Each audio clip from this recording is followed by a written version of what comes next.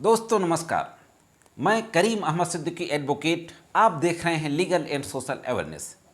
आज मैं फिर एक इलाहाबाद हाई कोर्ट के बहुत ही महत्वपूर्ण और बहुत ही इंटरेस्टिंग जजमेंट्स के साथ आपके बीच में हाजिर हूँ। इलाहाबाद हाई कोर्ट ने आत्महत्या के उकसाने के एक मामले में चार्जशीट को क्वैश कर दिया। हाँ दोस्तों, चार्जशीट को ख़त्म कर दिया। Rarest of the rare cases में चार्जशीट को क्वैश किया जाता है। केस के फैक्ट क्या थे, इलाहाबाद हाई कोर्ट ने अपने निर्णय में क्या कहा है, इसके बारे में बात करने से पहले आप लोगों से मैं फिर से कहना चाहूँगा कि अगर अभी तक आपने मेरे चैनल को सब्सक्राइब ना किया हो तो चैनल को सब्सक्राइब करें और सब्सक्राइब बटन के बगल में बने हुए बेल आइकन को प्रेस करके ऑल में सेट कर दें, जिससे कि इन फ्यूचर जो वीडियो जो अपलोड होते हैं उसका नोटिफिकेशन सबसे पहले आप तक पहुँच सके। दोस्तों, एक FIR पंजीकृत कराई जाती है थाना परतारपुर, जिला मेरठ, उत्तर प्रदेश में, और एक व्यक्ति के द्वारा तहरीर देते हुए ये कहा जाता है कि मेरी लड़की की शादी तय हुई, शादी की तारीख फिक्स हुई, उससे पहले एंगेजमेंट हुआ और एंगेजमेंट वाले दिन लड़का जिससे शादी होनी थी और लड़के के घर वाले यानी उसके पेरेंट्स वगैरह घर में आते हैं और एक Santro car, air conditioner, 5 lakh रुपए नगद और 20 तोला गोल्ड यानी 20 तोला सोने की डिमांड दहेज के रूप में करते हैं। FIR में यह भी आरोप लगाया गया कि एंगेजमेंट होने के बाद जब वो घर चले जाते हैं तो फ़ोन करके कॉल पर भी इस तरीके की डिमांड करते हैं। इसके बाद एक दिन फिर से जिस लड़के से शादी होनी थी वह अपने परिवार के कुछ लोगों के साथ आता है और इसी दहेज की डिमांड करके लड़की को धमकी देता है। जिस लड़की से शादी होनी थी उसको दहेज की डिमांड पूरी ना होने पर शादी ना होने की और गंभीर परिणाम भुगतने की धमकी देता है। वो लड़की जिससे शादी होनी थी इस बात से डर जाती है और डर करके वो अपने ऊपर मिट्टी का तेल डाल के आग लगा लेती है, सुसाइड करने की कोशिश करती है। उसको हॉस्पिटल ले जाया जाता है। कंडीशन और क्रिटिकल होने पर उसको दिल्ली के सफदरगंज अस्पताल में एडमिट करा दिया जाता है। सफदरगंज अस्पताल में लड़की इलाज के दौरान दम तोड़ देती है। इन बातों को लिखते हुए एक FIR परतारपुर थाना, जिला मेरठ, उत्तर प्रदेश में पंजीकृत कराई गई थी धारा 306 IPC में। ड्यूरिंग द इन्वेस्टिगेशन जो अभियुक्त बनाया गया था लड़का जिससे शादी होनी थी और उसका परिवार, वो लोग ऑनरेबल इलाहाबाद हाई कोर्ट में एक रिट फाइल करते हैं और अरेस्ट स्टे की डिमांड करते हैं।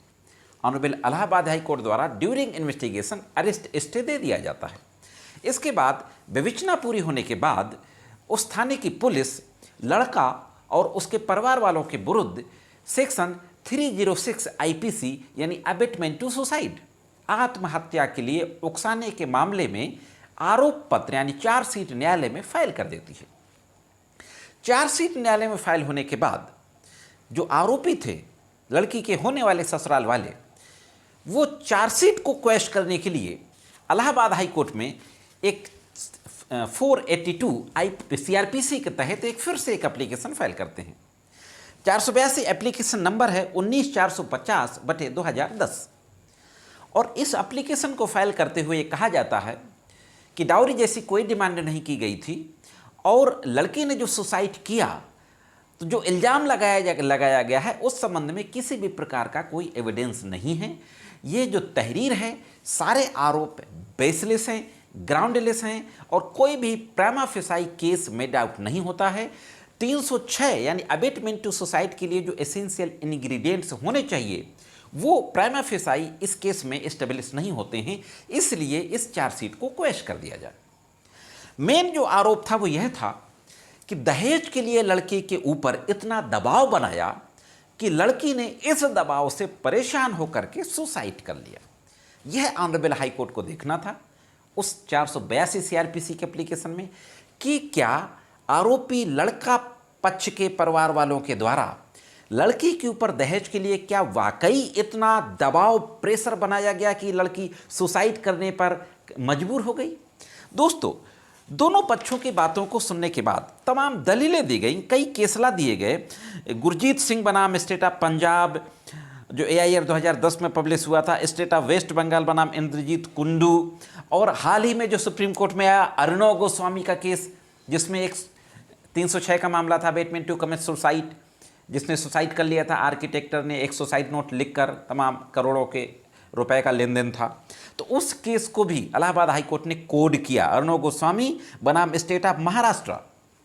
तो दोस्तों, ये तमाम बातें सुनने के बाद ऑनरेबल इलाहाबाद हाई कोर्ट ने बेहतरीन जजमेंट दिया और 306 आईपीसी की चार्जशीट को यह कहते हुए क्वेश्चन कर दिया कि दहेज का दबाव बनाना आत्महत्या के लिए उकसाना नहीं है। हाँ दोस्तों, बहुत बड़ी बात ऑनरेबल हाई कोर्ट ने होल्ड की इस केस में कि दहेज का दबाव बनाना आत्महत्या के लिए उकसाने का मामला नहीं माना जाएगा। एवरी की डिमांड करना अबेटमेंट टू सुसाइड की कैटेगरी में नहीं आता, वो चीज़ें फुलफिल नहीं करता जो अबेटमेंट टू सुसाइड के लिए होना ज़रूरी है। और यह कहते हुए 306 आईपीसी की चार्जशीट को क्वैश कर दिया और मात्र धारा 4 और धारा 7 सब clause 1B dowry prohibition act में केस चलाने के लिए CGM मेरठ यानी चीफ जुडिशियल मजिस्ट्रेट मेरठ को डायरेक्शन दिया, आदेश पारित किया दोस्तों। तो यह थी दोस्तों एक बहुत महत्वपूर्ण जानकारी। अगर आपका कोर्ट कचहरी से इस संबंध में कोई केस है तो उसमें आपका काम आएगा, और अगर आप एडवोकेट हैं, आप प्रैक्टिस कर रहे हैं, तो ज़रूर ये केस ला आपके काम आएगा।